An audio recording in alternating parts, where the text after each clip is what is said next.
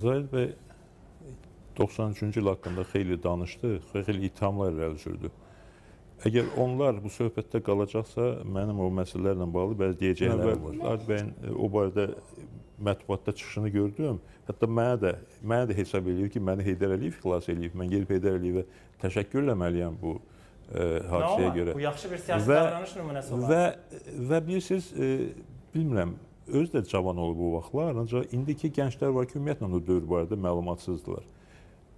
Heydər Əliyev parlamentin sədri olan vaxtı 16 iyulda onun sədrliyi elədiyi iclas zamanı məni parlament binasında həbs ediblər. Deyir ki, Heydər Əliyev məni Surət Hüseynovdan xilas edib. Həbs ediblər.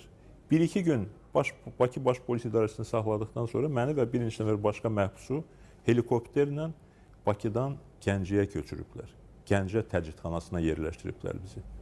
Yəni, əgər Bakı o zaman 50% Surət Hüseynovun nəzarətində idisə, Gəncə 100% Surət Hüseynovun nəzarətində idi.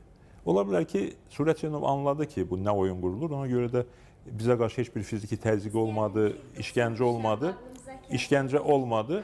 Amma faktiki olaraq Heydər Əliyev öz əli ilə məni və digər hakimiyyət nümayəndələrini həbs edib Gəncəyə göndərdi. 10 gün biz Gəncədə o şəraitdə olmuşuq.